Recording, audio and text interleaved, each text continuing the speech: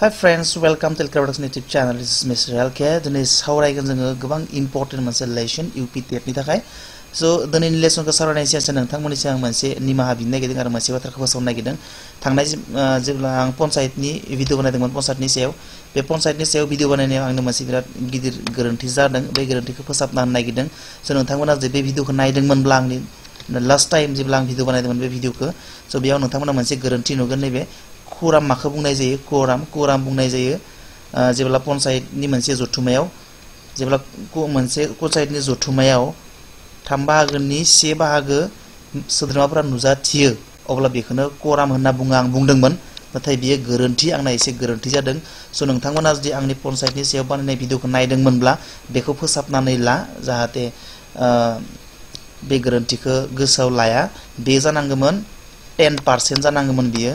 एसे हाखु दाखु आङो भिडिअ खालामनायाव बे गोरोन्थि जालांदों सो नोंथांमोना बेखौ गोसोआव लाखिदो आं बुंबाय आरो निमाहा बे गोरोन्थिनि थाखाय आरो जों नैथिंगाल जोबथारनायाव मोनसे क्वेश्चनबो बानायदोंमोन क्वेश्चनावबो बिदिनो गोरोन्थि जादों आं बेखौ 1/3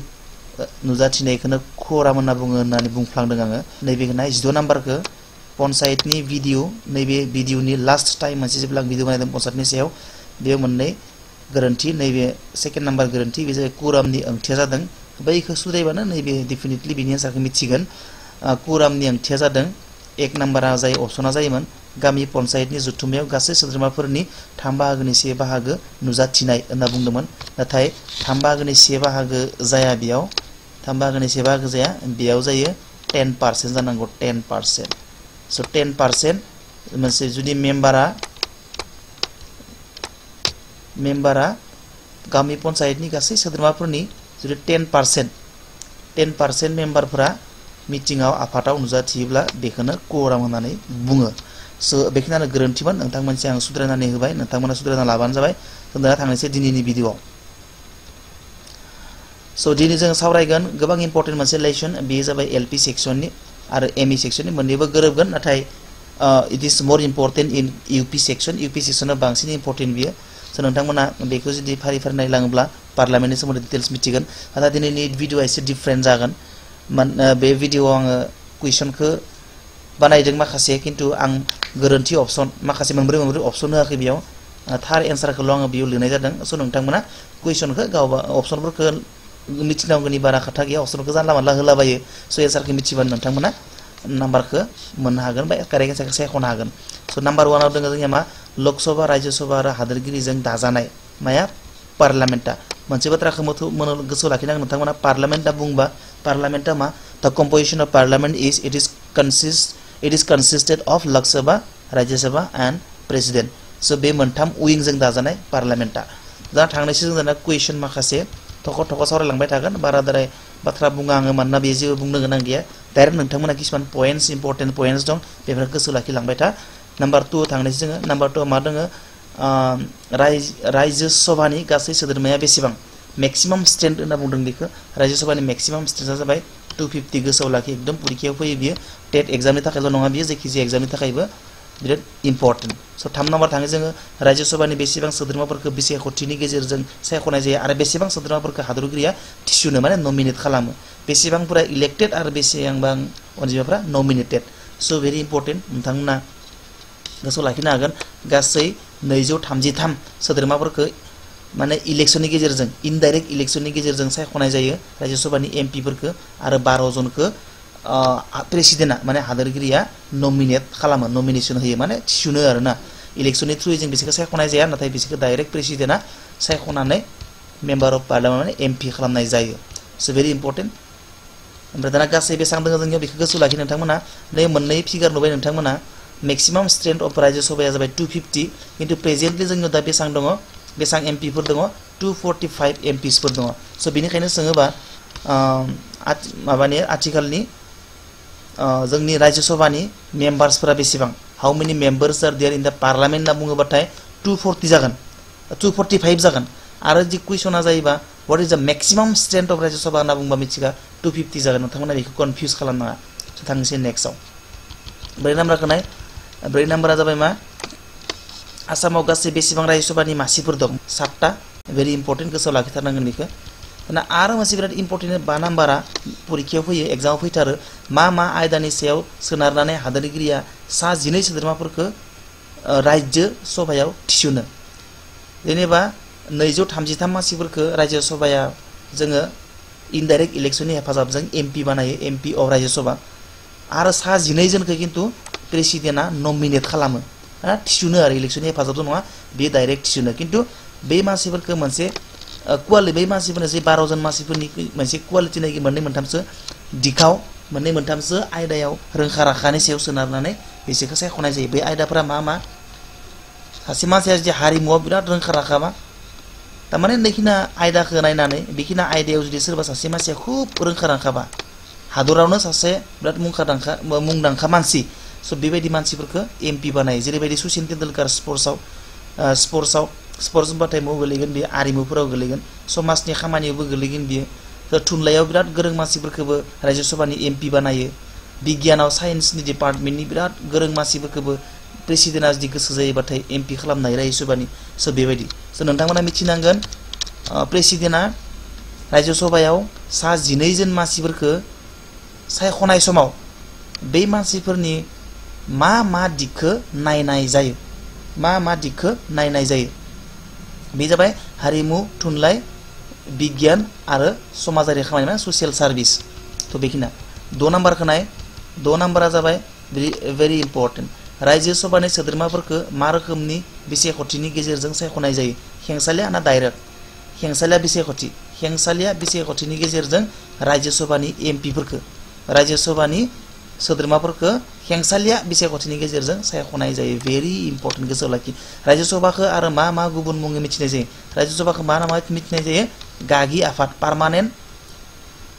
बडि होननाबो मिथिनाय जायो पार्मानेन्ट बडि होननानैबो बुङो माने पार्मानेन्ट बडि एबा जौसिन न' आपार हाउस होनना बुंनाय जायो आपार हाउसबो होनना बुंनाय जायो राज्यो सभाखौ स' भेरि इम्पर्टेन्ट दाना थांनोसै 10 नाम्बाराव मा 3 बाहागोनि 1 बाहागो राज्यो सभानि सोद्रोमाया बेसेबां समनि उन आजिरा मोनो माने रिटायार जायो माने मोनफ्रोम 2 बोसोरनि उन राज्यो सभानि मेम्बारफोरनि 3 बाहागोनि 1 बाहागोआ रिटायार जालांबाय थायो स' बेखौ गोसोआव लाखिनांगोन कुवेश्चन फैयो बियो बेबायदि कुवेश्चन फैयो बियो गाहायनि माबे मोनसेया थार ओरैबायदि सोंथि फैयो नैबायदि थागोन 3 बाहागोनि 1 बाहागो राज्यो सभानि सोद्रोमाफोरा 2 बोसोरनि उन रिटायार जायो बे मोनसे थार बाथ्रा नंगौना नङा बा गाहायनि माबे मोनसेया थार बेबायदि सोंथि फैनायाव बेयो मोनसे अपसन हिसाबै फैयो आरो नैबे 9 नाम्बारा स' भेरि इम्पर्टेन्ट बेखौ मिथिथारनांगोन दाना थांनोसै 9 नाम्बाराव आजिरा मोननाय दाना 9 नाम्बार आजिरा मोननाय राज्यो सभानि सोद्रोमाफोरा फिन बिसायख'थि गेलेफिननो हायो ना हाया हायो बियो नंगौ गेलेफिननो हायो ओंखायनो नंगौ बियो 10 नाम्बाराव थां दाना राज्यो सभानि खामानि मावनायनि समगान्थि माने टार्मआ बेसेबां मिथिगा 6 इयार्स दै 6 इयार्स खिन्थु लकसभानिया 5 इयार्स गोसोआव लाखि लकसभानिया 5 इयार्स आरो राज्यो सभानिया 6 इयार्स माने राज्यो सभानि term of duration of service राज्यो सभानि सासे एमपिया खै बोसोरनि थाखाय सायख'जायो 6 बोसोरनि थाखाय खिन्थु लकसभा पार्लियामेन्ट लकसभा आरो आसाम एसेम्ब्लिफोरनिया 5 बोसोर जायो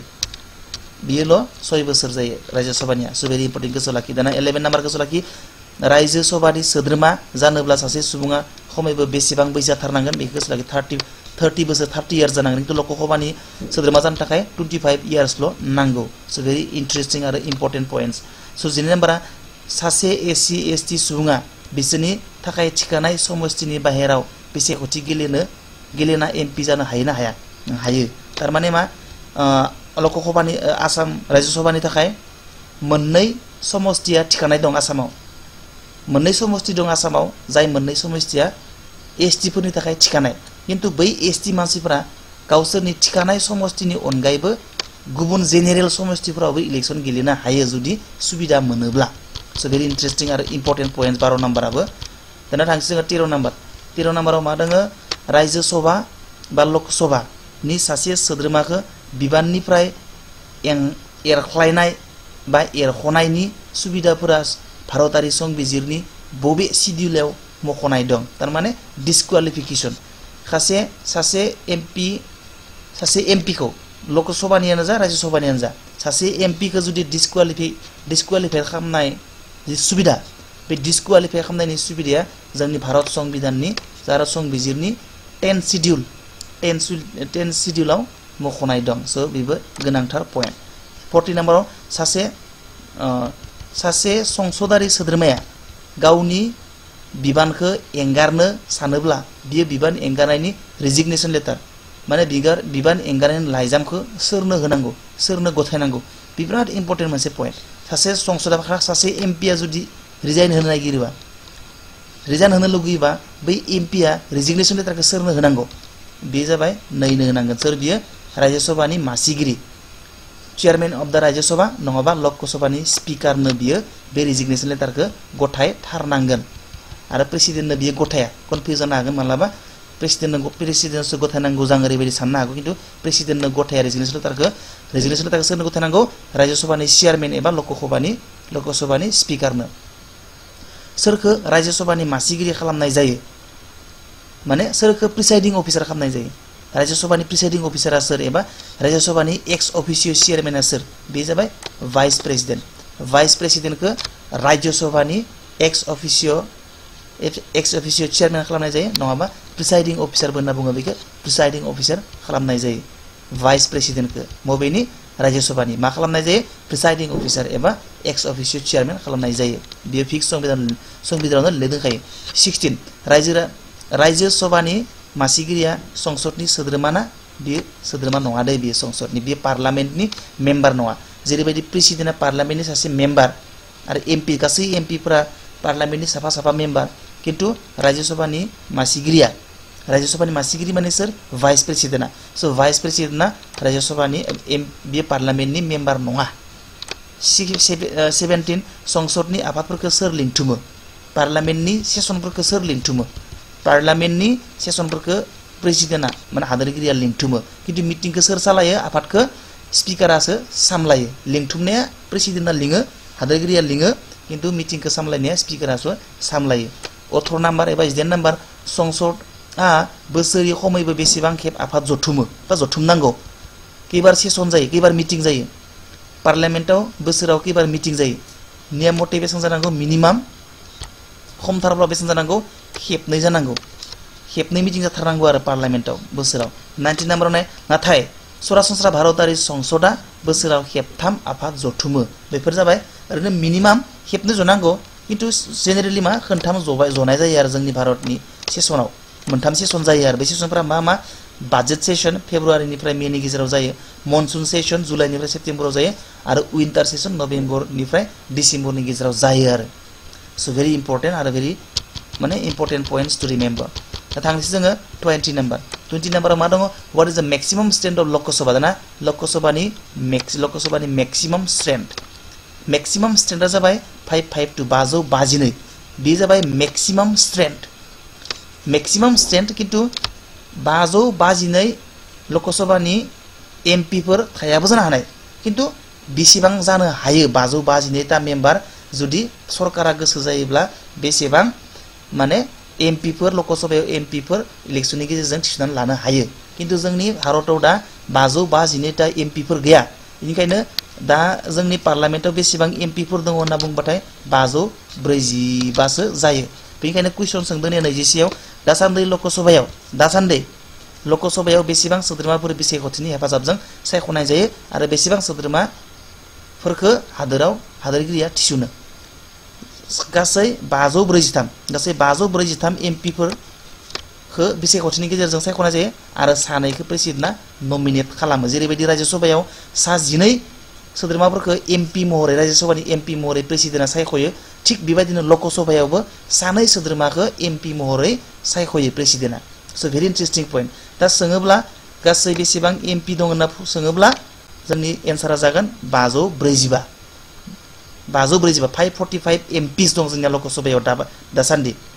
आरो 545 सानैया माने नमिनेशन इलेक्शननि गेजेरजों सायख'नाय जाया बे सानैखौ प्रेसिडेन्टआ डाइरेक्ट सायख'यो स' गोसो लाखि टटेल स्ट्रेंथ होनना बुंबा गासै माने एमपी जानो हानाय सुबिदानि अनजिमाया जाबाय 552 किन्तु जोंनियाव दा भारताव एमपीनि अनजिमाया गासै 545ल' बेनिखायनो जुदि सोङोबा जोंनियाव हादोराव दा पार्लियामेन्टआव बेसेबां एमपी लोकसभानि एमपी मासिफोर दङ होनना बुंबाथाय 545 जागोन एन्सारा स' 22 भट होनायनि मोनथायखौ माबे संबिजिरारि सोदांनाय आयेननि हेफाजाबजों 21 बोसोरनिफ्राय 18 बोसोरसिम खालामनाय जादोंमोन स' आगोलाव भट होनो मोननायनि मोनथाया सासे मानसिया 21 बोसोर जायोब्लासो भट होनो मोनोमोन किन्तु बे बोसोरखौ खमायनानै होयो एबा मोनसे कन्स्टिट्यूशनल एमेन्डमेन्ट एक्टनि गेजेरजों बै कन्स्टिट्यूशनल एमेन्डमेन्ट एक्टआ मा होनना सोंदों माबे कन्स्टिट्यूशनल एमेन्डमेन्ट एक्टनि हेफाजाबजों 21 बोसोरखौ 18 बोसोर खालामनाय जायो बे जाबाय द 61st कन्स्टिट्यूशनल एमेन्डमेन्ट 1988 तारमाने 61थि संबिजिरारि सोदांनाय आयेन 1988 नि गेजेरजों 21 बोसोरनिफ्राय 18 बोसोर खालामनाय जायो भट होनो मोननायनि मोनथायनि बोसोरखौ दा 23 मा सोंदों लकसभानि सोद्रोमा जानो थाखाय खमैबो बेसेबां बोसोर जाथारनांगौ 25 बोसोर जानांगौ किन्तु राज्य सभानि मेम्बार जानांगौब्ला 30 बोसोर जानांगौ आरो लकसभानि मेम्बार जानांगौब्ला 25 बोसोर जाबानो जायो दा 24 खौ नाय लकसभानि खामानि मावनायनि समगान्थिया बेसेबां टामा बेसेबां 5 बोसोर 20 लकसभानि खामानि मावनायनि समगान्थिया बेसेबां बियो 5 जानांगौ दे 5 25 नङा बियो बैसोखौ स्लिपले सारिखौ स्लिपलांदो नैबे 5 जानांगौ 5 नैबे 5 नैबे जाबाय 5 जानांगौ बियो 5 जानांगौ गोसोआव लाखि स' भेरि इन्टारेस्टिं बियो किन्तु आरो बेखौ मिथिथारनांगोन नैबे लकसभानि खामानि मावनायनि माने टार्मा समगान्थिया टार्मा डिउरेसना बेसेबां 5 इयार्स जेरै किन्तु राज्य सभानिया बेसेबांमोन राज्य सभानिया 6 इयार्समोन राज्य सभानि खामानि मावनायनि टार्मा समगान्थिया जाबाय 6 इयार्समोन किन्तु लकसभानि खामानि मावनायनि टार्मा माने समगान्थिया बेसेबां 5 बोसोर स' 5 बोसोर गोसोआव लाखि भेरि इन्टारेस्टिं आरो भेरि इम्पर्टेन्ट स' 25 जाबाय लकसभानि आफादगिरिखौ सोर दैदेनो लकसभानि मिटिंफोरखौ आफादफोरखौ सोर दैदेनो बुंथिगिरिया गोसोआव लाखि भेरि इम्पर्टेन्ट बुंथिगिरिया मिटिंफोरखौ सामलायो 26 लकसभानि बुंथिगिरिखौ सोर सायख'यो लकसभानि सोद्रोमाफोरानो गुबुन सोद्रोमाफोरानो गावसोरनि गेजेराव सासे स्पिकार एबा बुंथिगिरि सायख'नानै लायो दा 27 लकसभानि बुंथिगिरिनि बिसायख'थिनि अक्ट'खौ सोर थि खालामो लकसभानि स्पिकारनि इलेक्सनखौ लकसभानि स्पिकारनि बिसायख'थिनि अक्ट'खौ डेटखौ सोर थि खालामो प्रेसिडेन्टआ स' भेरि इन्टारेस्टिं आरो इम्पर्टेन्ट 29 लकसभानि दैदेनगिरिया सोर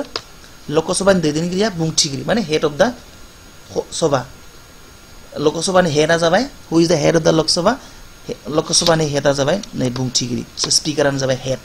29 खौ नाय 29 जाबाय लकसभा आरो राज्य सभा मोन्नैनिबो गेजेराव जानाय जर'खा जथुमाखौ माने जयेन्ट सिटिंखौ सोर सामलायो जयेन्ट सिटिंखौ स्पिकारानो सामलायो सोर स्पिकार बियो लकसभानि स्पिकारा स' लकसभानि स्पिकारा जाबाय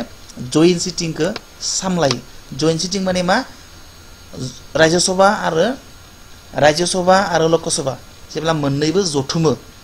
मोन्नैबो ज' मोनसे मिटिंआवनो जिरायो अब्ला बेखौ जयेन्ट सिटिं बुंनाय जायो आरो बै जयेन्ट सिटिंखौ सोर सामलायो बेखौ लकसभानि बुंथिगिरियासो सामलायो स' भेरि इन्टारेस्टिं आरो भेरि इम्पर्टेन्ट 30 खौ नाय मोनसे बिला जायखिजाया मोनसे आयेन बानायोबा बे आयेना बा मोनसे बिला मानि बिल नंगौना नङा बे बिलखौ डिसाइड खालामो सोरो बे बिलखौ डिसाइड खालामो बुंथिगिरिया स्पिकारा जायखिजाया मोनसे बिलखौ बे बिला मानि बिल ना माबा बेलेग जेनेरेल बिल ना माबा माबि बेलेग बाजेट बिल ना बेलेग माबा माबि जायखिजाया बिल बेखौ थि खालामो बुंथिगिरिया जायखौ गोसोआव लाखिथारनांगोन बे गोनांथार दा 30 खौ नाय 30आ भेरि इम्पर्टेन्ट नै बुस्थुखौनो आङो पन्सायतनि भिडिअ बानायनायाव गोरोन्थि खालामदोंमोन स' नोंथांमोना जाहाथे बेखौ सुद्रायना लाफिनो कुवराम माखौ बुङो होनना सोंदोंमोन आङो बेयाव एन्सारखौ एसे गोरोन्थि होफ्लांदोंमोन आङो दा नैबे पन्सायतनि कुवराम आरो नै पार्लियामेन्टनि कुवराम मोन्नैबो समान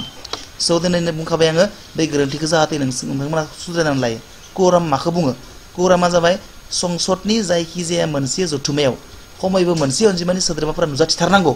अब्लासो आफादखौ सामलायनो हायो नङाब्ला बुंथिगिरिया माने स्पिकारा आफादखौ दोनथ'नो हागौ पस्टपन खालामनो हायो बै सोद्रोमाफोरनि अनजिमानि जौखोन्दोआ बेसेबां आरो बेखौ मा बुंनाय जायो बे जाबाय 10% एबा 1/10 माने 10 बाहागोनि 1 माने कुवराम बेखौनो बुङो कुवराम बुंनाय जायो जुदि मोनसे मिटिंआव जुदि लक सभानि जायखिजाया मोनसे मिटिं जानांगौब्ला बेयाव लक सभानि जिमान सोद्रोमाफोर दङ बे सोद्रोमाफोरनि 10% थाथारनांगोन अब्लासो मिटिंखौ सालायनो हायो 10% माने 10 बाहागोनि 1 बाहागो मानसिफोरा थाथारनांगोन बेयाव कुराम जाथारनांगोन बेयाव कुरामनि अनजिमाया फुलफिल जाथारनांगौ बेयाव अब्लासो स्पिकारा लक सभानि मिटिंखौ सामलायनो हायो स' बेखौ कुराम होनना बुङो 10% गोसो लाखि 10% हाजिर जाथारनांगोन मिटिंआव अब्लासो मिटिंखौ सामलायनो हायो आरो बेखौनो कुराम होनना बुङो मोनसे मानि बिलखौ गनायथि होनो थाखाय हरनाय बिलखौ रायजो सभाया लक सभानो बेसेबां साननि गेजेराव हरफिननांगौ थारमाने जायखिजाया बिल पास खालामनायनि सिगाङाव लक सभाया बिलखौ पास खालामखांनानै रायजो सभानिसिम हरो आरो रायजो सभानि कनसिडारेसन मोननो थाखाय रायजो सभानि गनायथि मोननो थाखाय लक सभाया जायखिजाया बिलखौ पास खालामखांनायनि उनाव बिसेस स्पेसियली मानि बिलखौ पास खालामखांनायनि उनाव रायजो सभासिम हरो आरो रायजो सभाया बे बिलखौ 14 डेसनि गेजेरावनो डिसाइड खालामनानै थि खालामनानै कनसिडारेसन खालामना हरनांगौ गनायथि होना हरनांगौ आरो बे गनायथि होनो हायाबाबो किन्तु 14 डेसनि गेजेरावनो लक सभासिम बे बिलखौ पठायना हरफिननांगौ बे जाबाय रुल जोंनि संबिधाननि आरो जोंनि भारतनि स' दाना 33 खौ नाय रेलवे बाजेटखौ सरासनस्रा बाजेटनिफ्राय मा मायथाइयाव आलादा खालामनाय जादोंमोन आगोलाव बाजेटआ मोनसेयानो जायोमोन जेनेरेल बाजेट आरो रेलवे बाजेट जोंनि जि भारतनि बाजेट मोनसे बाजेट दंना बे बाजेटजों तारमाने आथिखालाव रेलवेनि बाजेटखौ जमा खालामजाबनाय जाया आगोलाव किन्तु जमा खालामोमोन दा जमा खालामजाबनाय जाया दा मा मायथाइनिफ्राय बेबायदि जे रेलवे बाजेट आरो सरासनस्रा बाजेटखौ आलादा खालामनाय जादोंमोन बे जाबाय 1921 मायथाइ गोनांथार पइन्ट बियो गोसो लाखिथारनांगौ 34 खौ नाय 34 जाबाय भारताव बयनिख्रुइ बांसिन लक सभा आरो रायजो सभानि मासि एबा समष्टि थानाय रायजोआ मा बे जाबाय उत्तर प्रदेशआव गासै लक सभा समष्टि दं 80टा माने 80टा आरो रायजो सभानि समष्टि दं 31टा जोंनि आसामाव बेसेबां दं जोंनि आसामाव नै सोंदों नैखौनो नायखानोसै आं बुंबाय थाला नै सोंथि दंखायो नालाय आसामाव गासै लक सभानि मासि एबा समष्टिनि अनजिमाया बेसेबां 14टा माने 14टा जोंनि आसामाव गासै बेसेबां लक सभा समष्टि दं ओरैबो सोंनो हागौ नङाबा जोंनि आसामाव लक सभानि मासिया गासै बेसेबां बे जाबाय 14टा आरो रायजो सभानिया बेसेबां रायजो सभानिया 7टा जोंनि आसामाव बेसेबां रायजो सभानि समष्टिफोर दं अब्लाना नोंनि एन्सारा जाबाय 7टा स' मिथिथारनांगोन बेखौ 7टा दा 32 खौ नाय 32आ जाबाय मा आसाम लक सभा समष्टिनि मोनबेसे मासिया एबा समष्टिया एसटिफोरनि थाखाय थिखानाय बे जाबाय मोननै दे बे जाबाय मा मोननैनि मोनसे क'क्राझार मोनसे कार्बि आंलंनि अट'नमास डिस्ट्रिक्टसफोरखौ लाफाना मोनसे लक सभा समष्टि आरो क'क्राझारावबोथ' मोननै माबा दं मोननै डिस्ट्रिक्ट दं क'क्राझार मोनसे डिस्ट्रिक्टखा बिनि उनाव चिरां बिनि उनाव बाक्सानिबो खावसेफ्राम गोलैयो दाना बे मोननैया जाबाय एसटिफोरनि थाखाय थिखानाय लक सभा समष्टि स' फ्रेन्ड्स बेखिनियानो जाबाय पार्लामेन्टनि डिटेल्स बाथ्राफोर बे पार्लामेन्टनि डिटेल्स बाथ्राफोरखौ नोंथांमोना आंनि भिडिअखौ खेबनै खेबथाम नायनानै गोसोआव लाखिनो हायोब्ला पार्लामेन्टनिफ्राय फैनाय जायखिजाया कुवेसनखौ नोंथांमोना इजिलि